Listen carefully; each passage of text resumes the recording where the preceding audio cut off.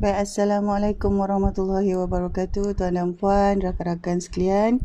Alhamdulillah hari ini sekali lagi hari ini hari Jumaat. Alhamdulillah sekali lagi kita dapat meneruskan hari kita untuk yang seterusnya daripada semalam kita dapat teruskan kepada hari ini. Dan kepada rakan-rakan yang dapat bersama-sama dalam sesi video ini, sama ada di platform Facebook ataupun channel YouTube, saya ucapkan terima kasih. Dan kita sama-sama sentiasa mendoakan mendoakan diri kita, ahli keluarga kita dan juga rakan-rakan kita dan orang-orang yang berada di sekeliling kita, saudara mara kita, agar sentiasa mereka diberikan kita juga dan mereka juga diberikan kemudahan, ketenangan dalam menjalankan keadaan seharian. Jadi Alhamdulillah, sekiranya tuan dan puan dapat bersama-sama hari ini, saya ucapkan terima kasih. Hari ini kita akan mengambil masa sekitar 30 minit begitu, dan sekali lagi dalam sesi video saya bawakan beberapa topik. Kali ini masih lagi dalam siri Can We Talk, the ex-CEO series yang ketiga. Jadi hari ini saya bawakan satu pendekatan untuk berbincang tentang tindakan untuk kita memulakan sesuatu atau melakukan sesuatu, ataupun apabila kita sedang nak merubah sesuatu. Jadi ada 5 perkara lah, ada 5 perkara yang saya bawakan. Jadi kepada tuan dan puan yang berkesempatan untuk bersama-sama, saya ucapkan terima kasih. Selamat datang. Assalamualaikum, waalaikumsalam kepada semua. Jadi untuk itu hari ini saya yakin tuan dan puan bercuti 25 hari bulan hari ini. Sebenarnya saya sendiri lupa. Semalam saya buat urusan di Shah Alam dan kemudian ada urusan di Subang Jaya, dan saya hairan bila semua orang cakap jumpa lagi hari Isnin lah saya update. Saya kata kenapa esok dia tak nak update? Maksudnya esok ni hari ni lah Jumaat. Rupa-rupanya hari Jumaat adalah hari cuti umum cuti umum, dan saya yakin tuan dan puan semua ada banyak rancangan bersama keluarga. Tapi dalam keadaan saya masih berada di Kajang sajalah. Saya tak setakat ini tidak ada rancangan untuk keluar daripada kawasan. Kalau keluar pun atas urusan kerja sahaja, maksudnya tidak keluar bersama keluarga lah, keluar sendiri saja. Jadi untuk itu tuan dan puan, saya yakin ada di kalangan tuan dan puan yang mungkin dah balik kampung, yang sudah orang kata ambil 1 hari atau 2 hari untuk bercuti, kepada rakan-rakan yang memang orang kata menyambut hari Natal. Mereka memang sudah ada rancangan, dah ada rancangan yang dah disediakan biasanya untuk keluarga mereka setiap tahun. Jadi untuk itu tuan dan puan, hari ini dan pendekatannya dalam tempoh sekitar 7 ke 8 sesi akan datang, kita masih lagi, saya akan bawakan lagi beberapa pendekatan. Sebenarnya ia sesuai untuk semua usahawan, tetapi pendekatannya saya lebih fokus kepada tuan punya ataupun business owner ataupun CEO dalam syarikat. Ini saya bila saya berbual-bual dengan ramai usahawan tuan dan puan, bukan semua usahawan tidak semua usahawan yang kita jumpa di luar sana mempunyai masalah ataupun situasi ataupun cabaran yang serupa. Jadi semua ada macam-macam, tetapi kategori cabaran tu sama. Kita ada cabaran tentang kewangan, kita ada cabaran tentang bisnes tu sendiri, kita ada cabaran tentang orang-orang, kita ada cabaran diri kita sendiri. Tetapi setiap satu cabaran, setiap satu challenges itu sebenarnya mempunyai level-level, tahap yang berbeza, mempunyai orang kata perluan yang berbeza-beza daripada satu dengan yang lain. Jadi kali ini saya nak bawa kepada melihat di mana beberapa perkara penting sebagai seorang CEO syarikat. Ini adalah CEO di mana beliau sendiri buka syarikat, beliau sendiri yang bangunkan bisnes dia, dan beliau sendiri sebenarnya jadi pengarah, jadi pemegang saham dan jadi CEO dalam syarikat. Ini adalah kategori usahawan yang saya buat masa ini saya berikan banyak konteks perbincangan, kerana rata-rata tuan dan puan, saya boleh katakan majoriti di kalangan individu yang menjadi CEO syarikatnya sendiri, dia jadi pemegang saham, dia jadi pengarah, dia jadi CEO syarikatnya sendiri, adalah mereka ataupun individu yang tidak ada pengalaman kerja. Bukan semua, majoriti. Maksudnya sebelum ni mereka tak pernah bekerja dengan orang, terus buka perniagaan. Kalau ada yang bekerja dengan orang pun, dia bukan majoriti, sebahagian sahaja yang ada pengalaman bekerja dengan orang lain sebelum mereka membuka bisnesnya. Jadi lagi-lagi lah dalam keadaan sekarang tuan dan puan, apabila kita kata ramai graduan ataupun ramai kita kata individu di luar sana, tak kiralah graduan universiti ataupun college ataupun pusat institusi pengajian yang pelbagai itu, mereka sudah bersedia untuk keluar habis je belajar nak jadi usahawan. Jadi usahawan maknanya tuan tuan dan puan akan buka syarikat, kalau pun dengan lesen enterprise terlebih dahululah, tak apa.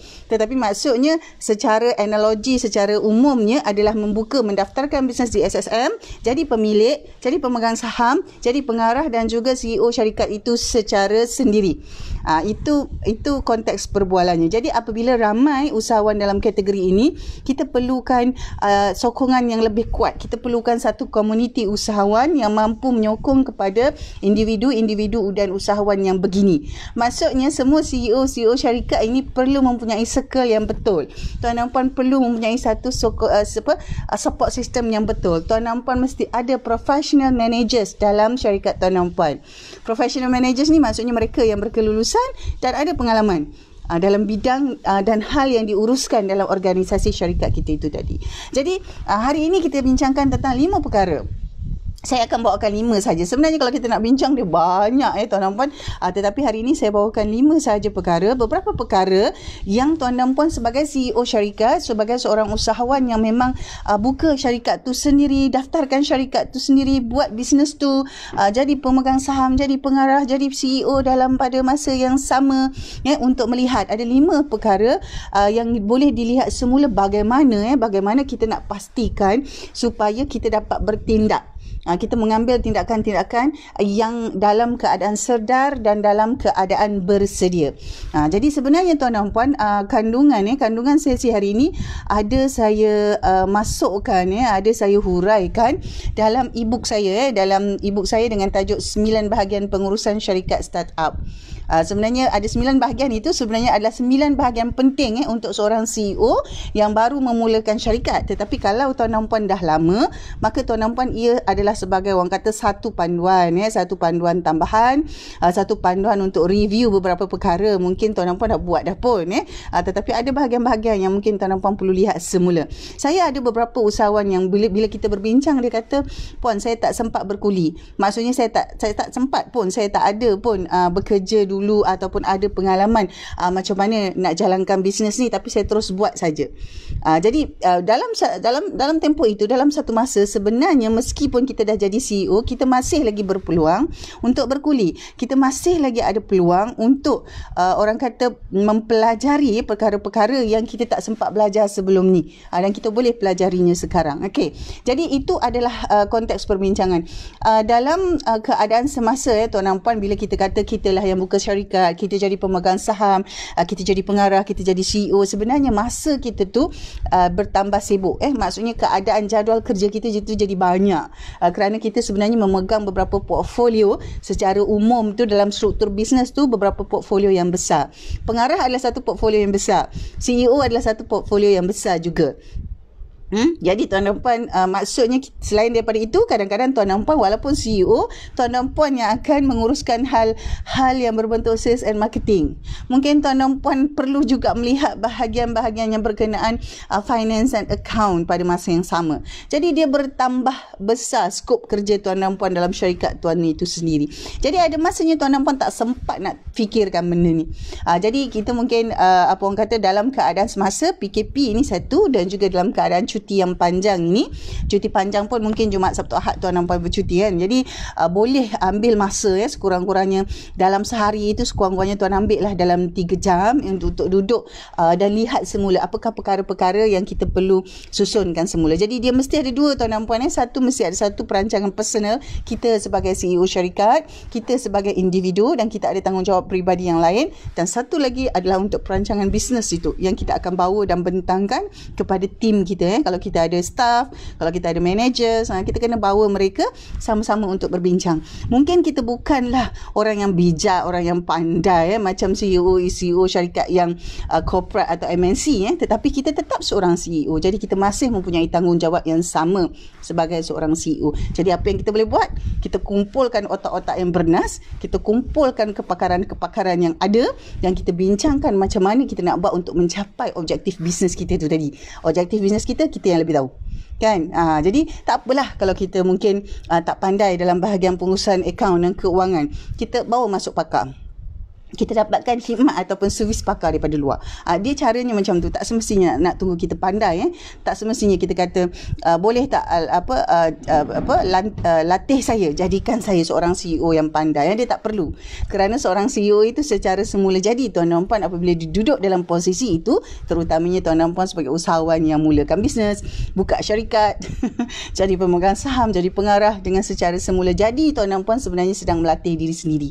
Cuma kita nak tambah, kita nak baiki, kita nak, orang kata, menuju ke hadapan, kita kata kita nak melalui cabaran-cabaran yang lebih besar dan cabaran-cabaran yang lebih mengujakan, more exciting challenges forward.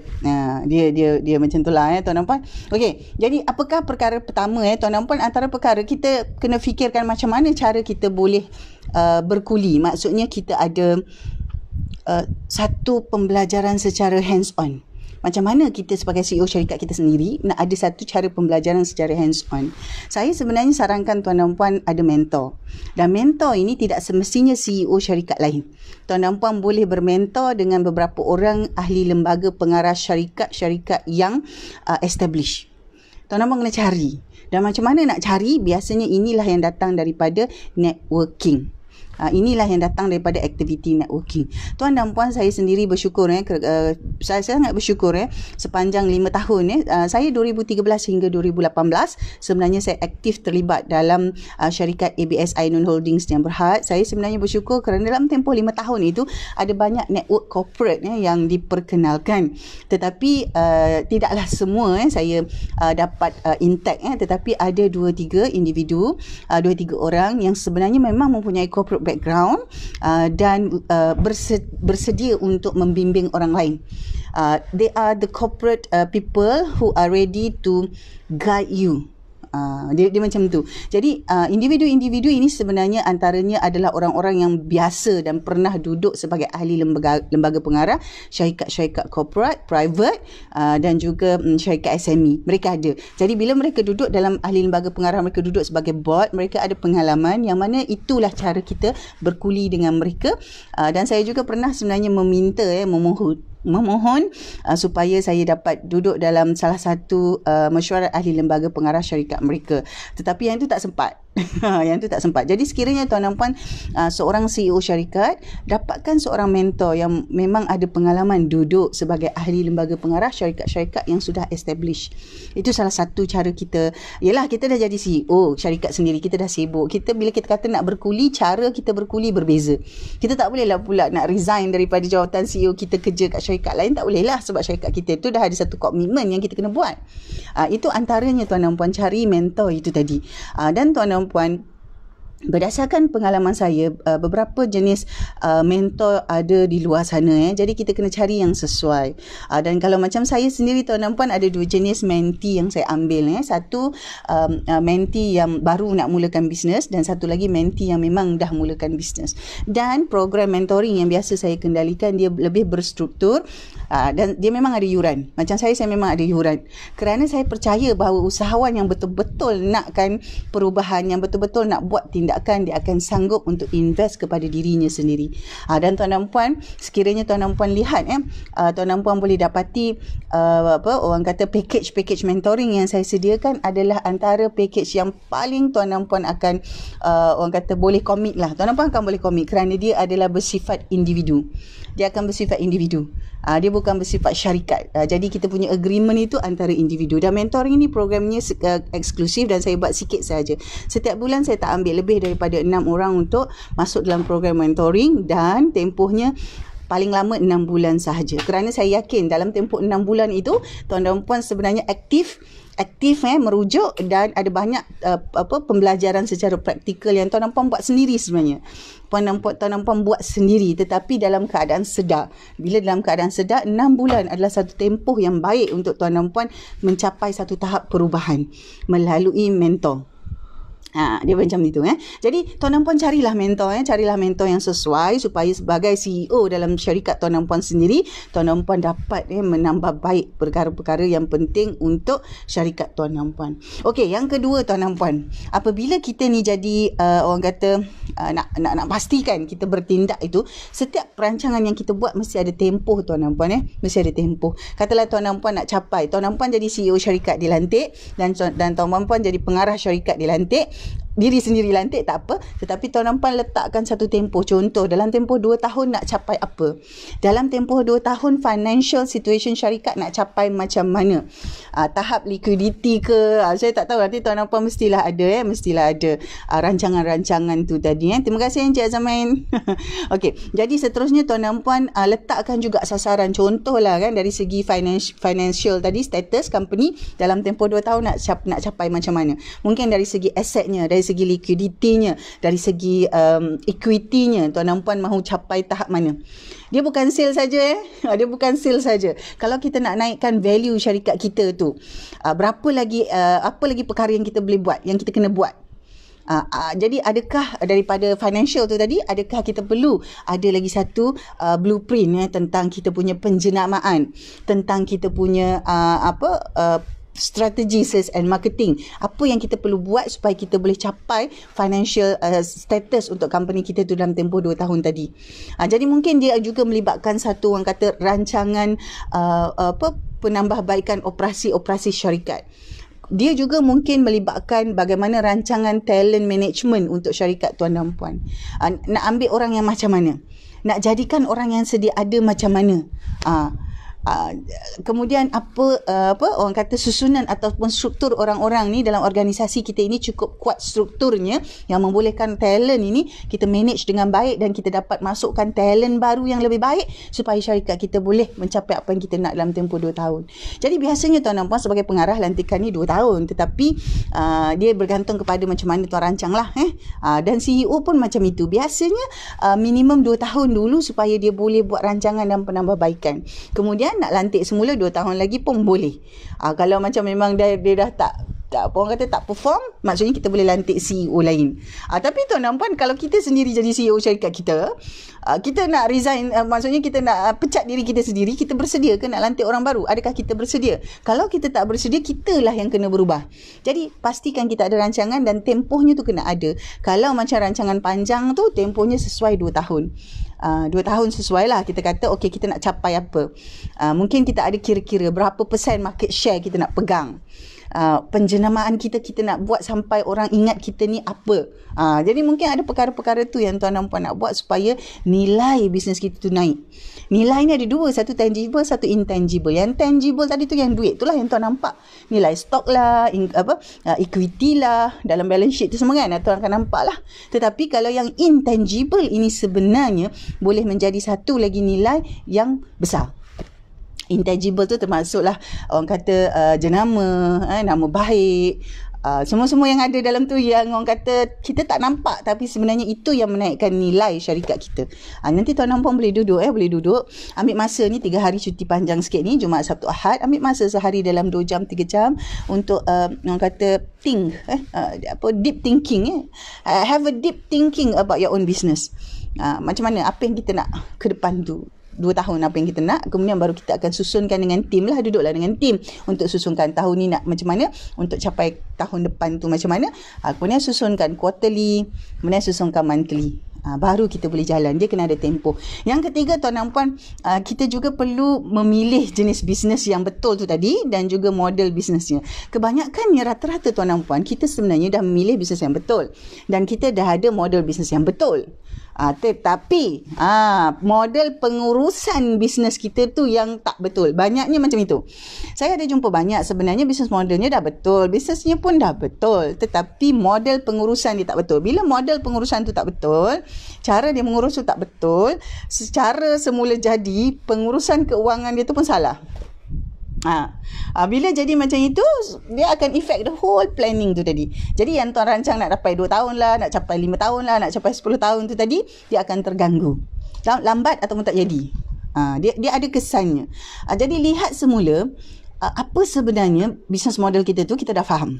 Tuan dan puan mungkin dah fasih buat BMC, tuan dan puan dah fasih betul. Tetapi kalau tuan dan puan buat BMC tu, tuan dan puan dah ada contoh tuan dan puan dah faham business model tuan dan puan. Tetapi dalam BMC itu sendiri ada 9 komponen. Adakah setiap komponen itu tuan dan puan dah urus dengan betul? Itu maksudnya model pengurusan tadi. Kemudian dalam kolom dalam kotak cost structure dengan revenue stream, adakah tuan dan puan sudah lihat betul-betul dia punya financial model? Adakah ada beberapa yang perlu diubah, ditweak? Ditweak lah. Contoh kalau sebelum ni bulanan bayaran kalau sebelum ni kita kutip daripada klien, kita bagi credit terms. Contoh, apakah sebenarnya financial model macam itu dah tak sesuai, tak boleh bagi credit terms dah? Apa yang kita boleh buat?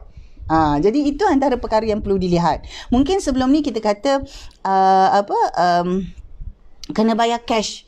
Apakah sekarang kita kena bayar cash on delivery? Contoh, apakah sekarang modelnya kena ubah?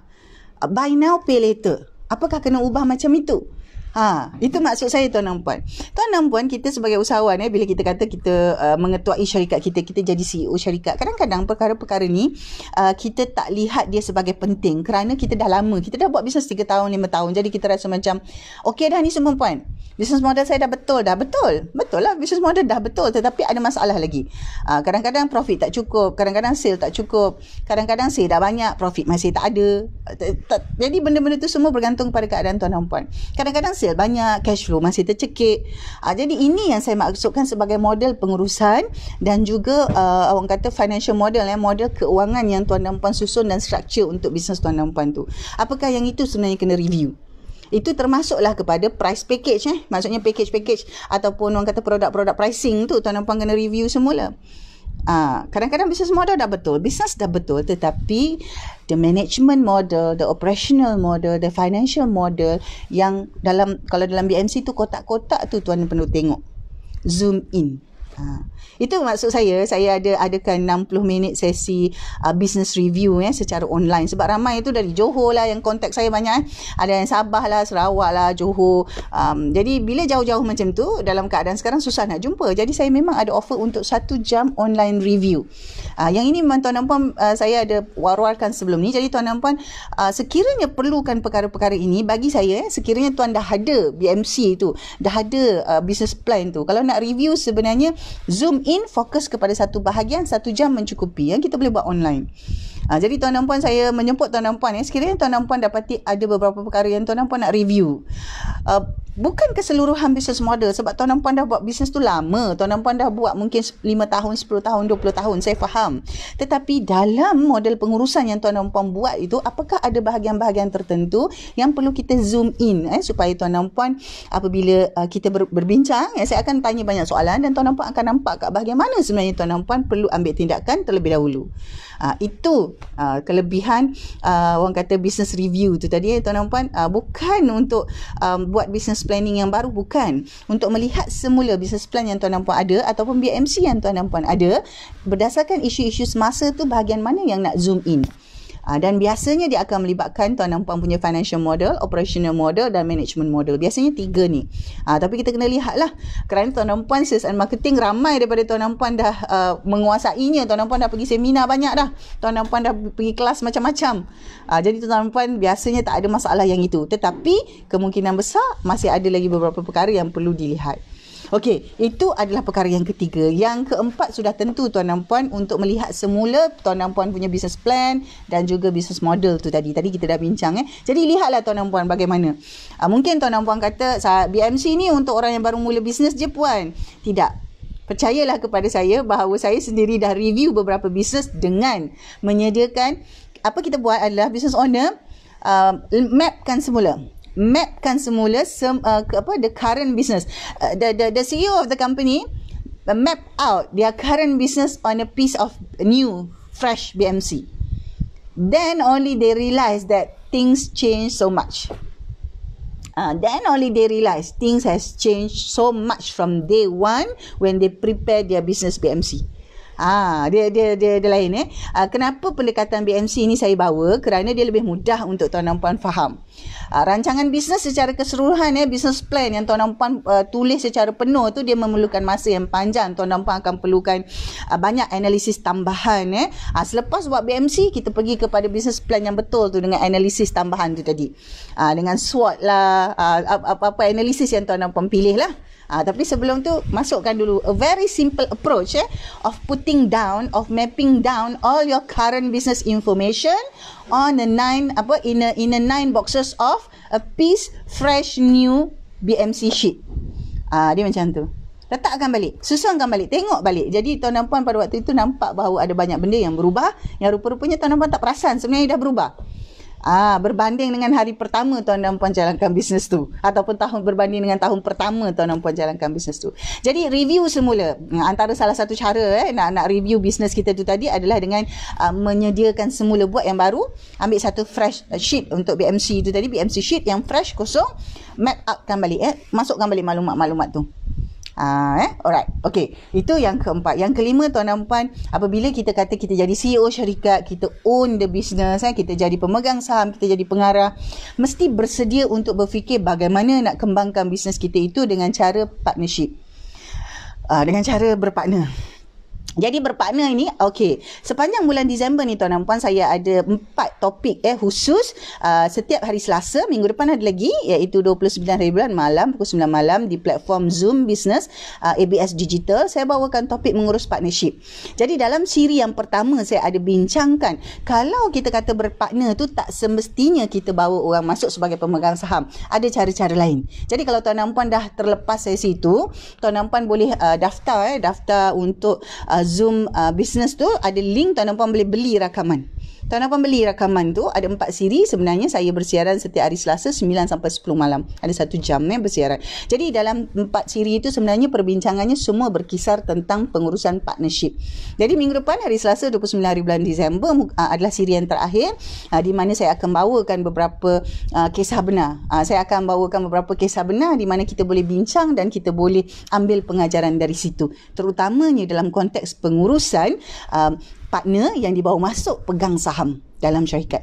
Tetapi kalau kita kata kita fikir macam mana nak kembangkan bisnes dengan cara berpartner, dia tak semestinya, not necessary, partnership in the form that bringing in new entity or new individuals to come into our company and hold shares in our company. No, not necessary. There's other ways, at least 3 minimum ways on how we can have a good partnership, great partnership without having other people to come in as a shareholder in our company.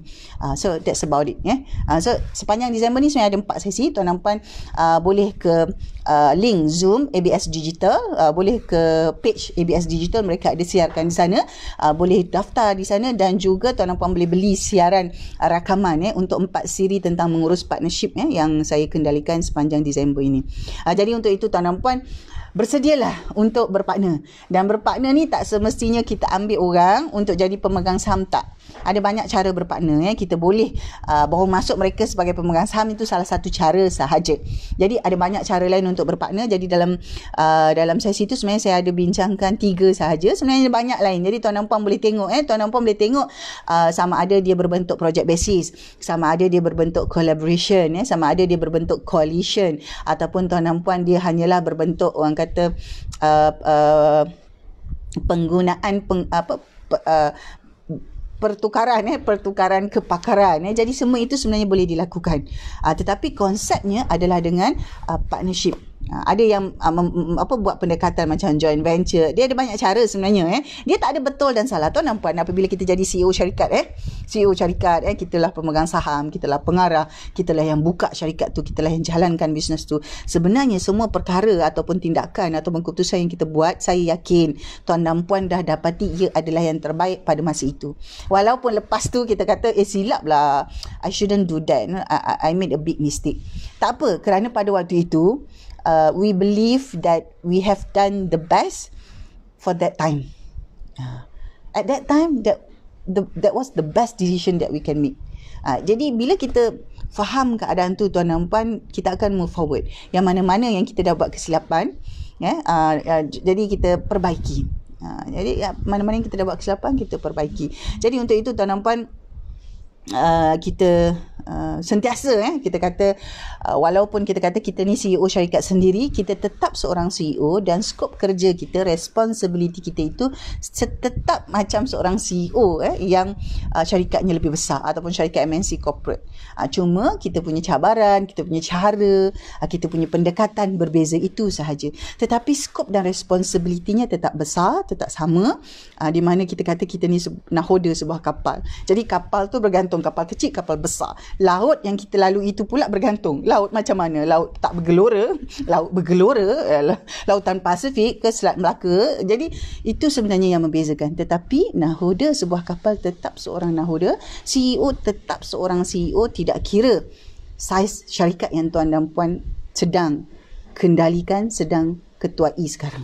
Jadi tuan dan puan, selagi mana tuan dan puan berautoriti, mempunyai kuasa, the ultimate power dalam syarikat tuan dan puan, maka itu adalah satu tanggungjawab yang lebih besar. Because you have the ultimate power. Maksudnya tuan dan puan adalah orang yang paling berkuasa dalam syarikat tuan dan puan sendiri. Jadi dengan kuasa tu, kalau tuan dan puan, if you do not maneuver and navigate your own power within your own structure and organisation, that will become really a waste, a total waste. Adalah satu adalah satu pembaziran yang terbesar yang tuan dan puan buat kepada diri sendiri dan juga orang lain yang dalam syarikat tuan dan puan. Jadi take it as a challenge tuan dan puan. So I'm inviting all the CEOs out there to make these changes now. Because you are the CEO, you are the leader of your company. You have set up your own company, you have built your own business, you have bring in people to your company, and you will lead them to the end. Jadi kita lead mereka ni taklah semestinya kita kena jadi CEO sepanjang hayat kita, tidak. Mungkin selepas kita jadi CEO siapa? Mungkin kita ada buka subsidiary. Kita bangunkan satu grup CEO yang baru. Ataupun kita kata kemudian kita jadi chairman of the company sahaja. Jadi terpulang tuan dan puan, lihat bagaimana tuan dan puan punya aspirasi. Look at how you can satisfy your mental. Kita banyak emotional satisfaction, kita seronok, kita suka, alhamdulillah, but think about your mental satisfaction. Have you give real deep thought about what you are planning to be, where you are planning to bring your company towards ahead as a CEO of the company. Jadi itu adalah antara perkara yang orang kata satu tanggungjawab kita lah, selain daripada LHDN. Kita banyak bercakap, kena cukai lah, kita sibuk fikir tu. Betul lah tu, itu kena fikir, tetapi itu adalah benda yang memang rutin, tiap tahun kena buat. Memang rutin individu kena bayar cukai, company kena bayar cukai. Itu bagi saya itu adalah satu perkara rutin yang kebiasaan. Tetapi untuk rancang, untuk bawa syarikat, untuk jadi seorang CEO yang memang membuat satu perubahan, memberi impact kepada orang-orang yang berada dalam syarikat tuan dan puan, itu adalah satu perkara yang lebih besar. Jadi yang account, cukai, zakat tu semua memang dah ada, is already in place. Jadi yang itu memang kena buat. Jadi tidak perlu dijadikan satu perbincangan orang kata yang memuaskan, which give your mental satisfaction. No, it's not.